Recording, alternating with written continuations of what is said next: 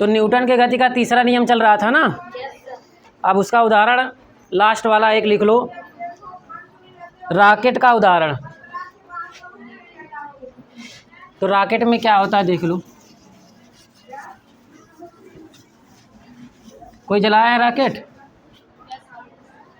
कैसा होता है? पीछे से आग निकलती है ना, जैसे मान लो कुछ इस आकार में रहेगा, ठीक ना। अब इसमें क्या होता है, ये मान लो ज़मीन पर अर्थ पर पड़ा रहेगा ये, और इसमें क्या किया जाता है, विस्फोट किया जाता है, यानी कि आग लगाई जाती है। अब आग लगाने से यहाँ पे क्या हो जाती है, गैस उत्पन्न हो जाती है, ठीक। अब गैस बहुत ज़्यादा, जैसे हम वो गोली और बंदूक वाला बताए थे ना, वही कॉन्सेप्ट यहाँ पर भी है। तो यहाँ पे क्या होता है कि जब यहाँ पे बारूद यानी कि जो भी आपका जलने वाली वस्तु रखी जाती है यहाँ पे, तो यहाँ पे विस्फोट होता है। विस्फोट होने के कारण क्या होता है, यहाँ पे बहुत अधिक मात्रा में गैस उत्पन्न होती है। अब ये गैस क्या करती है, यहाँ पे प्रेशर क्रिएट करती है, यानी बल आपका क्रिएट करती है। तो यहाँ पे क्या होता है, ये जो आपकी गैस है ये किधर की बल लगाती है, नीचे की तरफ। यानी कि जो गैस उत्पन्न होती है ये अपना बल नीचे की तरफ लगाती है, और इसको बराबर करने के लिए पृथ्वी क्या करती है, ऊपर की तरफ क्या लगाती है, प्रतिक्रिया बल लगाती है, ठीक। अब ये प्रतिक्रिया बल लगाती है, जिसके कारण, इस प्रतिक्रिया बल के कारण ये रॉकेट हमारा कहाँ चला जाता है, ऊपर चला जाता है। अब यहाँ पे जितना अधिक विस्फोट होगा उतना ही अधिक प्रतिक्रिया बल लगेगी और उतना ही तेज़ी से वो ऊपर जाएगा। समझ में आ रही बात ना? हाँ, तो ये आपका कॉन्सेप्ट है। तो लिख लो इसको भी, चित्र बना लेना इसका।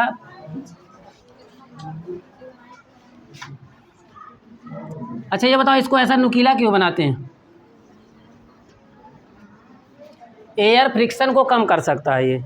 जैसे अब मान लो ऐसा कोई चीज़ अगर बना दे रहे हैं, एकदम प्लेन बनाएंगे, तो ये एयर फ्रिक्शन ज़्यादा क्रिएट करेगा। लेकिन ये क्या कर देगा, एयर जो आएगी सामने, इसको क्या कर देगा, साइड में करते हुए आगे बढ़ जाएगा। इसलिए इसको नुकीला बनाया जाता है। आपका जो सैटेलाइट भेजते हैं उसमें भी जो रॉकेट होता है वो भी इसी आकार में होता है, और यहीं पर सैटेलाइट को रखते हैं ऊपर में एकदम, और यहाँ पीछे सब ईंधन रहता है। लिख लो, ज्वलनशील पदार्थ को जलाकर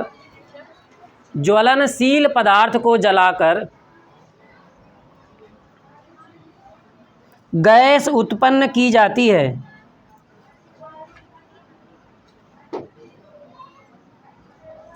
ये नीचे की ओर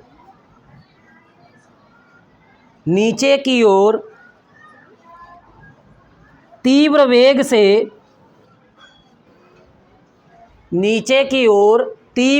से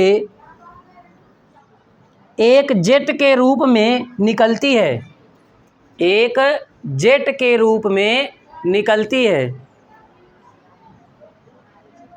ये गैस रॉकेट की ओर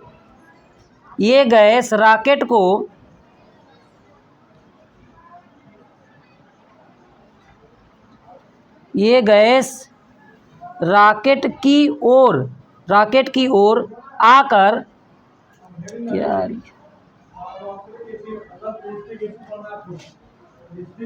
ऊपर की ओर प्रतिक्रिया बल लगाती है, जिससे रॉकेट ऊपर की ओर जाने लगता है। तो यहाँ पे देखो क्या हो रहा है, बताएं हम। ये आपका जो यहाँ पे जो गैस जल रही है, इसके गैस जलने से यानी कि जो कंबसन हो रहा है, इसके जलने से नीचे की तरफ बल लग रहा है, यानी कि जो गैसें हैं ये नीचे की तरफ बल लगा रही हैं। और यहाँ पे पृथ्वी है या कोई भी आपका सरफेस है, अब ये सरफेस इसको रोकने के लिए क्या करेगा, प्रतिक्रिया बल लगाएगा, और इस प्रतिक्रिया बल के कारण ये आपका कहाँ जाएगा, ऊपर चला जाएगा। समझ में आ गई बात ना? तो ये गति के न्यूटन का गति विषयक तीसरा नियम था, और इसके सभी उदाहरण कंप्लीट हो गए हैं, ठीक है ना। अब इसके बाद आप हेडिंग लिखना, रेखीय संवेग संरक्षण का नियम।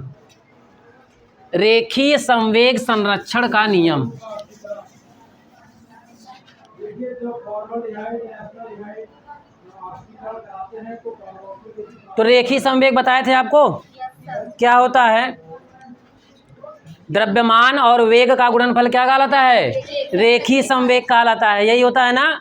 तो यहाँ पे क्या कह रहा है, द्रव्य संवेग संरक्षण का नियम हमें, यानी कि संवेग संरक्षण होता है, इसे हमें प्रूफ करना है। तो पहले लिखना आप, माना दो कणों के द्रव्यमान क्रमशः, माना दो कणों के द्रव्यमान क्रमशः m1 व m2 हैं, m1 व m2 हैं, तथा कणों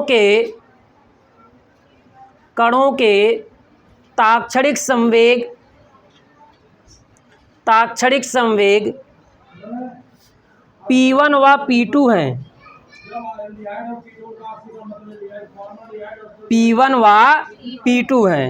तो क्या है, द्रव्यमान क्या है, m1 और m2 हैं, और उनके ताक्षणिक संवेग क्या हैं, P1 और P2। ताक्षणिक का मतलब क्या होता है कि एक निश्चित पार्टिकुलर टाइम पर, उस पार्टिकुलर टाइम पर उसका वेग क्या था और उसका द्रव्यमान क्या है, उसका गुणनफल क्या कहलाएगा, ताक्षणिक संवेग कहलाएगा। तो पहले कण का द्रव्यमान आपका m1 है और उसका संवेग क्या है, P1 है, और दूसरे कण का द्रव्यमान क्या है, m2 है और उसका संवेग क्या है, P2 है। अब इन दोनों का कुल संवेग क्या हो जाएगा, P1 प्लस P2 हो जाएगा ना, ठीक है ना। तो कुल संवेग बराबर हो जाएगा P1 प्लस P2 हो जाएगा।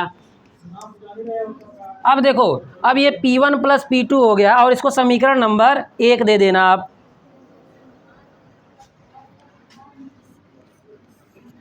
समीकरण नंबर 1 हो गया ये।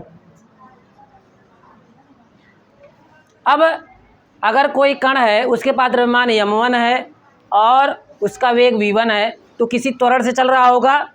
अब किसी त्वरण से यदि चल रहा है तो उसका कोई बल भी उत्पन्न होगा, उसके साथ कोई बल भी रहेगा, क्योंकि द्रव्यमान और त्वरण का गुणन, जहाँ द्रव्यमान और त्वरण दोनों रहेगा वहाँ बल भी रहेगा, ठीक। तो इसके बाद लिखना कि माना कणों पर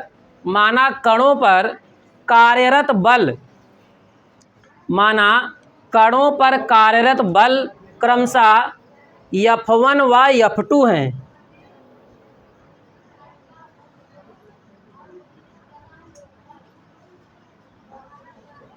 F1 व F2 है, तथा संवेग परिवर्तन डेल्टा P1 व डेल्टा P2 है। संवेग परिवर्तन डेल्टा P1 व डेल्टा P2 है। अब देखो, संवेग परिवर्तन क्या है, जैसे त्वरण है, उसमें तो त्वरण उत्पन्न हो रहा है, तो पहले कुछ प्रारंभिक वेग रहा होगा, फिर उसका वेग बदला होगा। तो इन दोनों का अंतर, यानी कि आपका अगर संवेग परिवर्तन पूछा जाए, संवेग परिवर्तन क्या होता है, आपका पहला दूसरा यानी कि अंतिम संवेग माइनस प्रारंभिक संवेग, तो ये क्या हो जाएगा, आपका संवेग परिवर्तन हो जाएगा, ठीक है। तो यहाँ पे पहले कण का संवेग क्या है, संवेग परिवर्तन क्या मान रहे हैं हम, डेल्टा P1, और दूसरे कण का संवेग परिवर्तन क्या मान रहे हैं, डेल्टा P2 मान ले रहे हैं। अब इन संवेग परिवर्तनों को मिलाकर अगर हम मान लें डेल्टा P, ठीक, अगर इन दोनों कणों के संवेग परिवर्तनों को मिलाकर हम क्या मान लें, डेल्टा डेल्टा P, जैसे वो P1 है, डेल्टा P1 है, डेल्टा P2 है, तो क्या हो जाएगा, डेल्टा P इक्वल टू हो जाएगा delta P1 plus delta P2, हो जाएगा कि नहीं होगा, ठीक। अब ये हो गया आपका दूसरा समीकरण, इसको लिख लेना, समीकरण मत डालना इसको। अब देखो इसके साथ क्या करेंगे हम, अब इसके साथ हम कर रहे हैं डेल्टा T से डिवाइड कर दें इसको। अगर हम डेल्टा T से डिवाइड कर दें तो कोई फर्क नहीं होगा, सभी में डेल्टा T से डिवाइड कर दे रहे हैं, ठीक। तो एक अगला स्टेप लिख दे रहे हैं, अगर अगला स्टेप लिखें तो क्या होगा, देखो आपका डेल्टा P अपान डेल्टा T हो सकता है, इज इक्वल टू क्या हो जाएगा, डेल्टा P1 अपान डेल्टा T। T1 नहीं लिखेंगे यहाँ पे, क्योंकि एक ही समय लिया जा रहा है ना, एक ही पार्टिकुलर टाइम के लिए, इसलिए हम जो है टाइम को एक ही लेंगे। तो यहाँ पे प्लस क्या हो जाएगा, डेल्टा P2 अपान डेल्टा T हो जाएगा। अब बताओ डेल्टा P1 अपान डेल्टा T क्या होता है, बल होता है ना। अभी रुक जाओ, अभी इसके एक स्टेप और आगे ले जा रहे हैं। तो यहाँ पे क्या हो जाएगा, डेल्टा T यदि T टेंस टू 0 हो, तो बताए थे हम, अगर T टेंस टू 0 हो तो ये डेल्टा P क्या होता है, dP हो जाता है ना। तो यहाँ पे यदि आपका डेल्टा टी टेंस टू क्या हो, 0 हो, तो आप इसको लिख सकते हो dp/dt, और ये क्या हो जाएगा, dp1/dt हो जाएगा प्लस dp2/dt हो जाएगा। समझ में आई बात?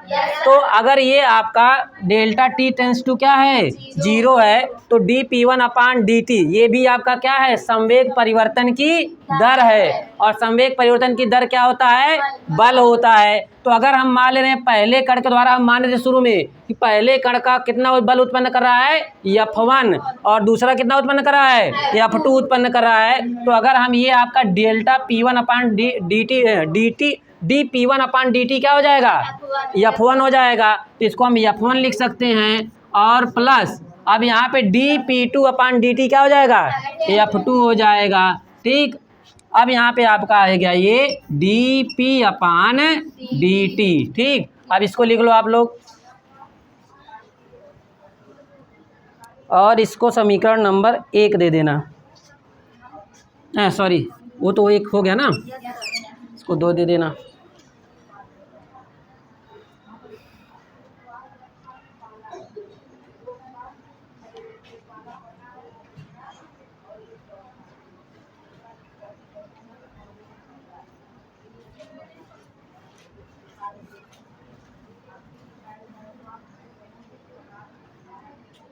हो गया?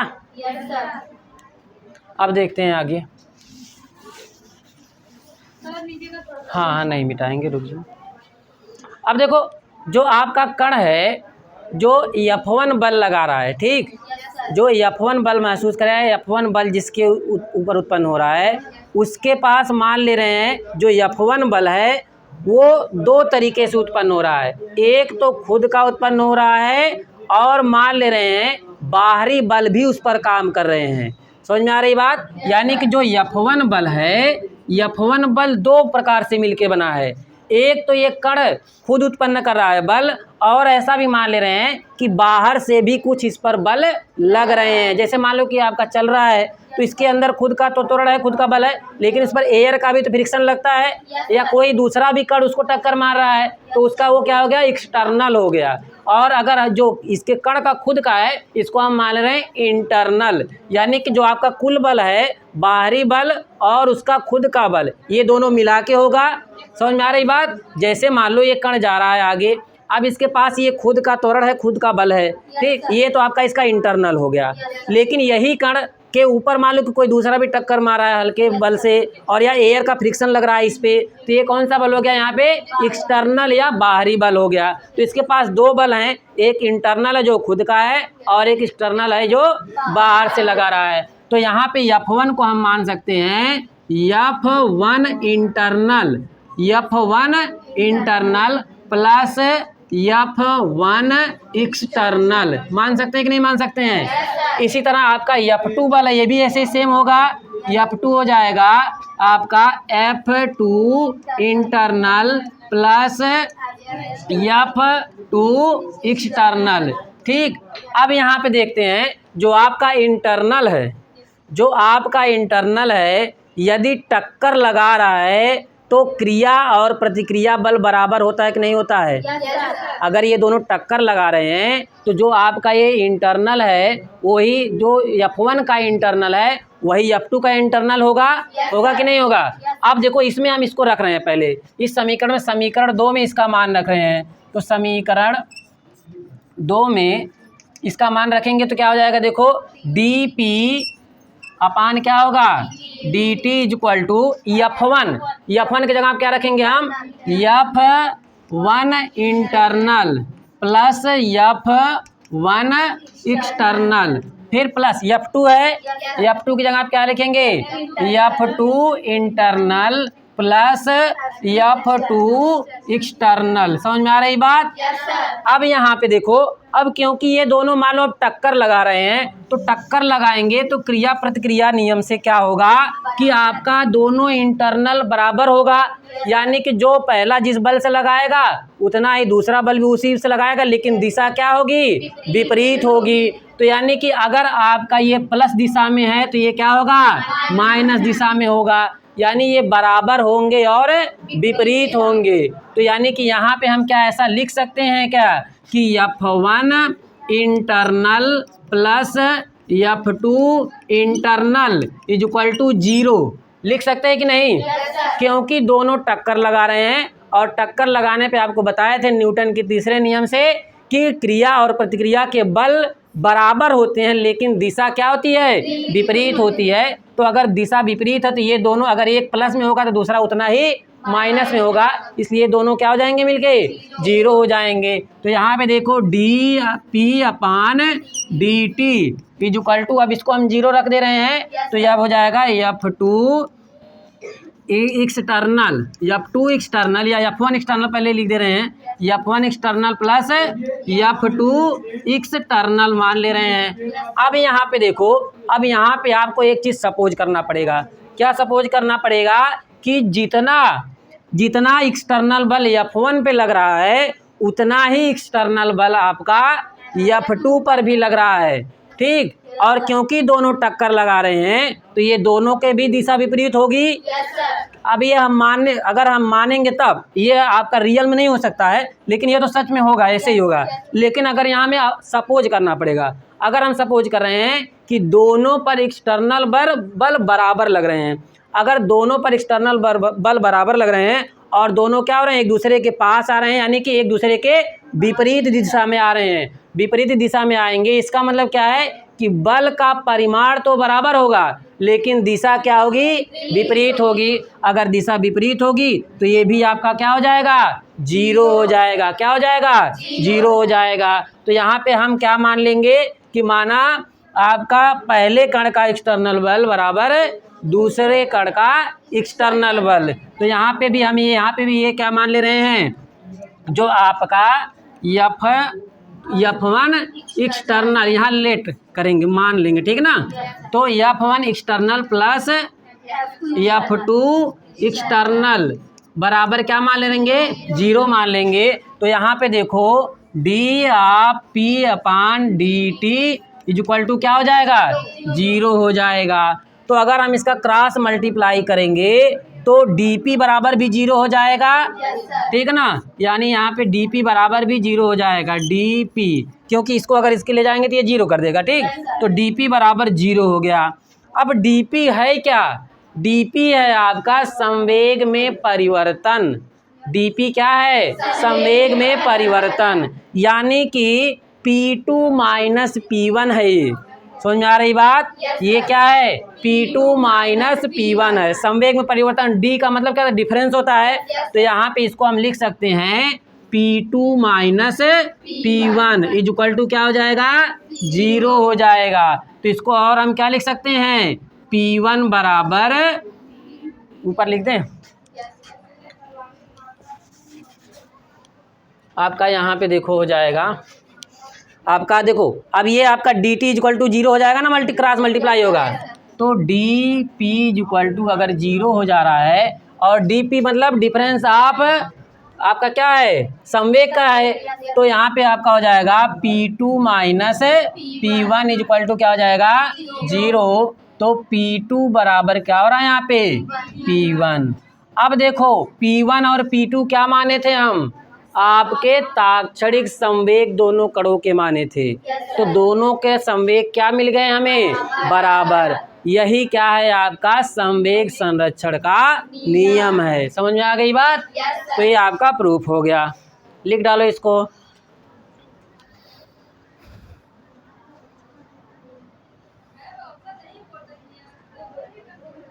यहाँ पे हम ये भी लिख सकते हैं, अगर P1 बराबर P2 है तो P बराबर नियतांक।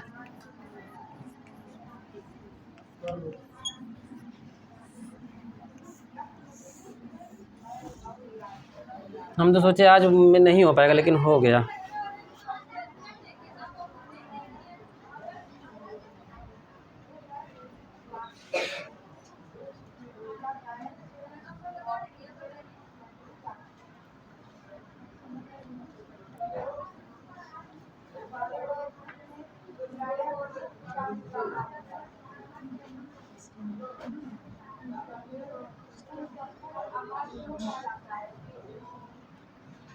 हो गया?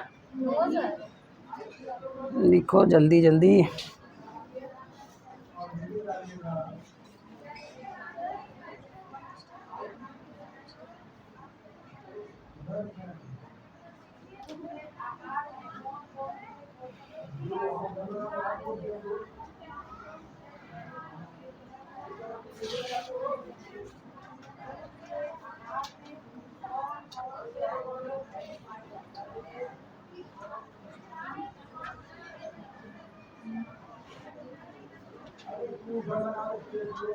ये भी आपका न्यूटन के तीसरे नियम पर ही आधारित था। और अब ये न्यूटन बाबा गए यहाँ से, अब जो है हमको पढ़ना है गति के बारे में।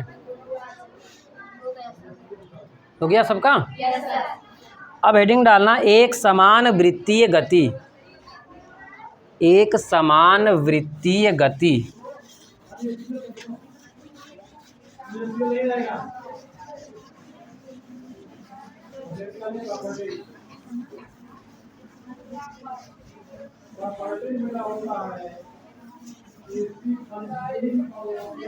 देखो इसके आपके शब्द से ही परिभाषा निकल जा रही है, एक समान वृत्तीय गति।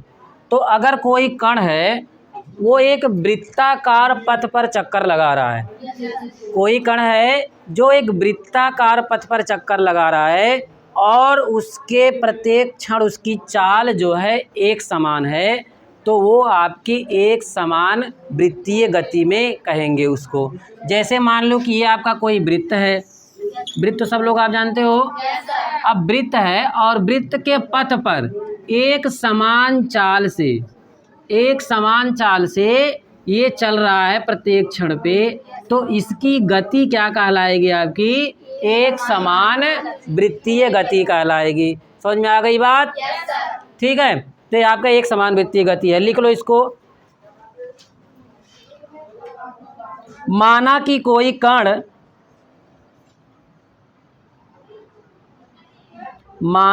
कोई कण निश्चित बिंदु को केंद्र मानकर, निश्चित बिंदु को, ये दूसरी परिभाषा है, इसको भी बता दे रहे हैं, वो भी आप सबसे आसान वही है।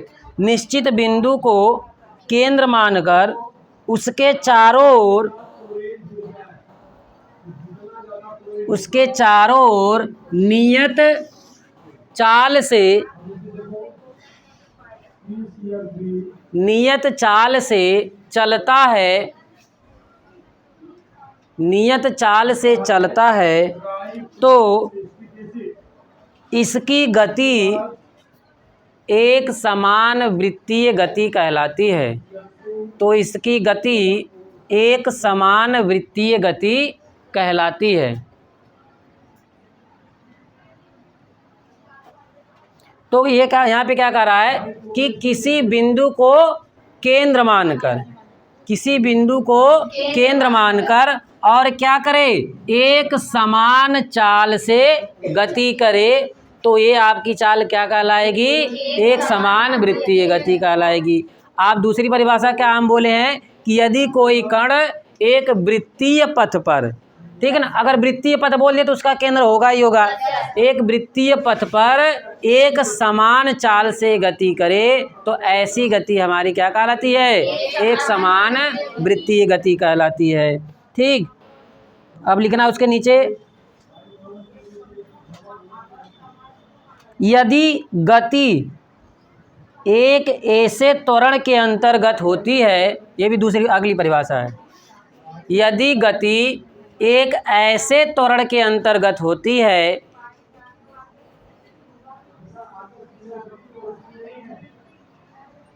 जिसका परिमाण नहीं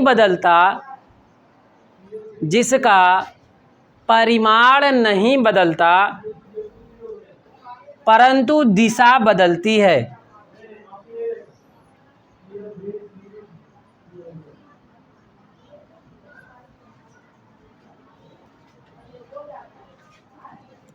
जैसे आपका अगर हम त्वरण की बात करते हैं तो त्वरण में, क्योंकि त्वरण क्या है आपकी एक सदिश राशि है, तो इसके पास दो पार्ट होंगे, एक तो इसका परिमाण होगा और इसकी एक दिशा होगी। तो परिमाण यहाँ पे नहीं बदलना चाहिए। अगर परिमाण बदलेगा तो क्या इफेक्ट होगा, इसकी चाल में परिवर्तन आएगा। समझ में आ रही बात? अगर त्वरण के परिमाण में परिवर्तन आ रहा है, इसका मतलब क्या होगा, उसके चाल में परिवर्तन होगी, जो कि इस जो है डिफिनेशन के विरुद्ध हो जाएगी।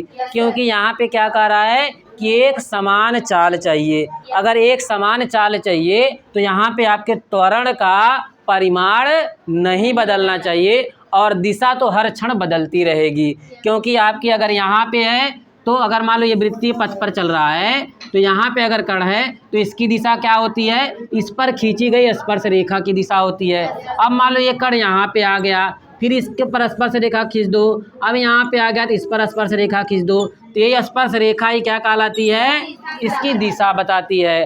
स्पर्श रेखा कैसे खींचते हैं, इसका जो वृत्त का केंद्र होगा, केंद्र से हम क्या करें, आपका त्रिज्या बना दें और त्रिज्या के लंबवत एक रेखा खींच दें, तो यही रेखा क्या कहलाती है, स्पर्श रेखा कहलाती है। अगर आपको किसी बिंदु पर स्पर्श रेखा खींचना है तो क्या करोगे, आप वृत्त बनाओगे और वृत्त बना करके उस बिंदु पर आप क्या खींचोगे, एक त्रिज्या के लंबवत, यानी कि यहाँ से लंबवत एक रेखा खींच दोगे, यही क्या कहलाती है, आपकी स्पर्श रेखा कहलाती है। समझ में आई बात? तो आप किसी भी बिंदु पर आपकी इसकी दिशा बदलती रहती है, लेकिन इसका परिमाण क्या रहता है, नहीं बदलता है। समझ में आ गई बात? तो अब हेडिंग डालना, कोणीय विस्थापन। कोणीय विस्थापन,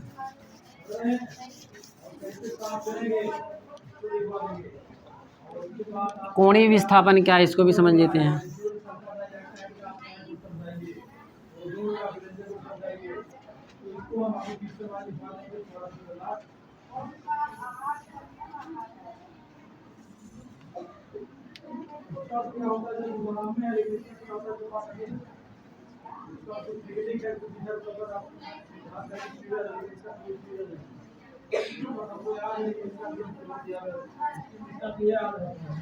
बनाओ इसको।